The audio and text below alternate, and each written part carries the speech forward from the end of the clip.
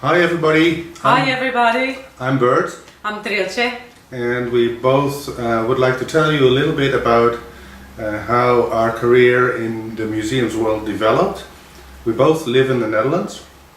Trilce lives in Amsterdam. and I live close to Amsterdam. And tonight is a good opportunity to tell how we ended up in the museum world. So, Trilce, you are from Mexico, is that right? Yes, I lived there my first part of my life, let's say. Then I moved to the US, and that's where I started the museum studies program at the University of Oregon, and that's where I had a magnificent teacher that made me just fall in love with the studies of museums. I already liked museums, and then since then I started to work on museums as a place where the magic happens. That's for sure. Did you ever work in a museum yourself? Yes, in Portland, Oregon. Yeah. Okay. And what kind of museum was that? It was a historic museum. Mm-hmm. I did some of the outreach programs. I worked on the outreach programs, and later on I worked in different museums, generally on the programming for events. Wow. Mm-hmm. Good. Well, I started my career in museums basically because of my dad. My dad was a director of a local history museum, and back in 1976, I suppose, the starting year of MCN, I worked in an electronics shop as a holiday job, and my father asked, okay, we've got these wonderful new machines called Apple II. Steve Jobs just invented them. And he said, isn't there anything useful that we can do with those machines instead of a typewriter? And that's how it started. Wow, but then you started, did you actually work in a museum of your father, or did you? No. In the museum of my father, that was just for a holiday job and to help him out. He got in the end 2 or 3 computers in this museum, which was pretty awkward already in the 70s.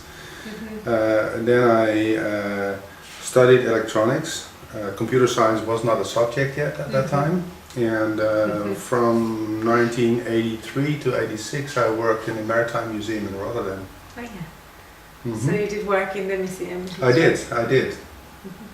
And one of the really magic moments in a museum is when you are opening an exhibition, and we were not opening an exhibition there at the time, but even a complete museum.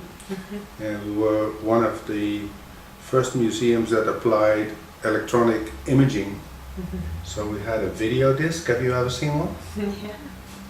This big, Okay. the predecessor of the CD, and we were one of the first to use those. It's really strange if you compare it with the technology of today. Yeah. So, how did you end up in the Netherlands then when you were in Portland, Oregon? I decided that after 9/11, I decided that there was a lot of help needed for the museums, particularly finding the financing. And I wanted to do a PhD on the economics of museums, and the only place in the world at that time was the Netherlands. Oh, really? A university in Erasmus University Rotterdam. They specialize in economics of everything, including economics of culture. I didn't know that we were that advanced. So, and then you moved to this country? Yes, I came in 2004 to study specifically the economic side of the digital heritage in museums. And what did you learn about the economic side? Is there an economic side of cultural digital heritage? And what's very funny is that economists have a method to understand the world, just like historians have a method to understand and make sense of things. So it's just a different sort of set of glasses that you put on, and you try to make sense of what you see. The economic side of museums, and particularly the digital, that I want to explore is not always linked to the financial. I'm more interested in the value proposition, what things are important, even if you don't have really a price for it, or you don't have a market to exchange the goods, particularly information. Yes, you could provide a service and so on and so forth, but initially the proposition of having access to your collections and making that freely available it has a tremendous value beyond any proposition on how much will that cost. I would say it's priceless, isn't it? Absolutely, yes, yeah. Okay, so how did you get to know about MCN? In the US, when I was doing my master, MCN was one of those holy places that you read in books. And there were the experts in the field where all these cool people will get together and design the future of museums, the most advanced and avant-garde minds. It was, as a student, you look at always these international institutions very far away. And this magical tint. Afterwards, I was lucky enough to start working with some of the people that are part of MCN and eventually doing research about MCN and so on. And now, I'm part of this organization that's trying to do whatever they're trying to do.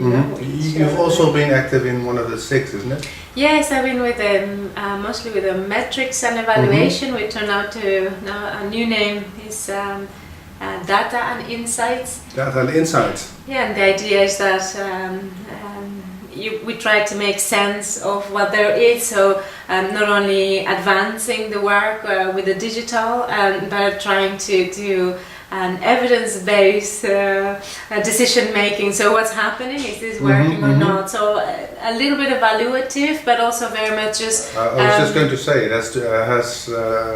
it's touching economy as well, isn't it?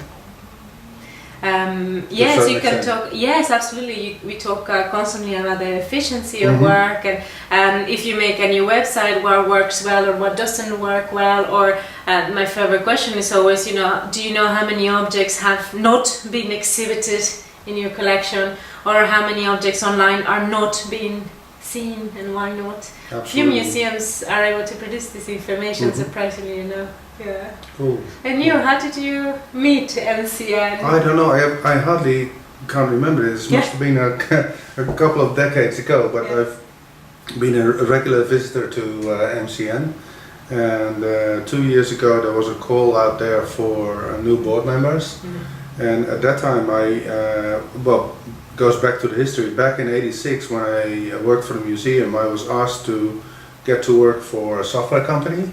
And so I started a company in the Netherlands, and ever since then I've been supplying software for museums, archives and libraries.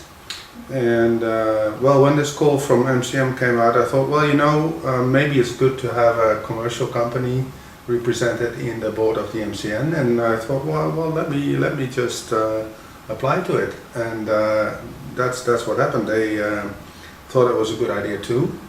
So I'm now a board member of MCN, and since I think last fall I'm the treasurer. So I am making together with Eric the budget and so forth, and of course with the whole board. And it's a nice thing to do. And of course the conferences are really very cool. I really like to go to the MCN, and this year, of course, with MCN 50. Yes. It's going to be a special.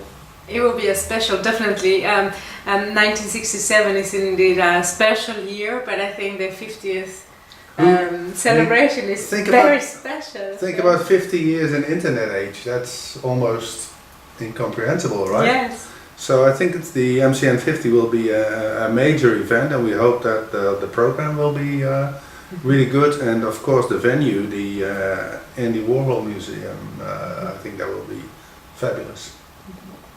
So I hope that you can come. Yes, me too. I hope you can come. I will be there for sure. Yes. So I think MCN is one of the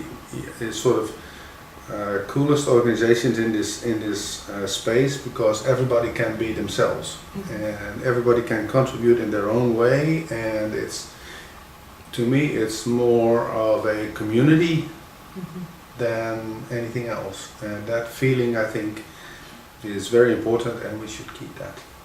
Yes, definitely. MCN is one of the spaces where you can come in not knowing what is metadata. But you can also come in very much at a high technical level, discussing all of the international standards for, I'm not sure, maybe a CDOC CRM, or does that work or it doesn't work, or why or how, or it's a place where a number of levels of knowledge or understanding in this field can actually always welcome and learn, and definitely hands-on. I very much appreciate that you always learn. Yeah, and space for everybody. Yes. And you know, in MCN there are no stupid questions, only stupid answers. So I would say to everybody, come to our 50th conference and 50th anniversary conference, and we'd like to meet you all in Pittsburgh at the Andy Warhol Museum. Definitely. Yeah. See you then. See you there. Bye. Bye.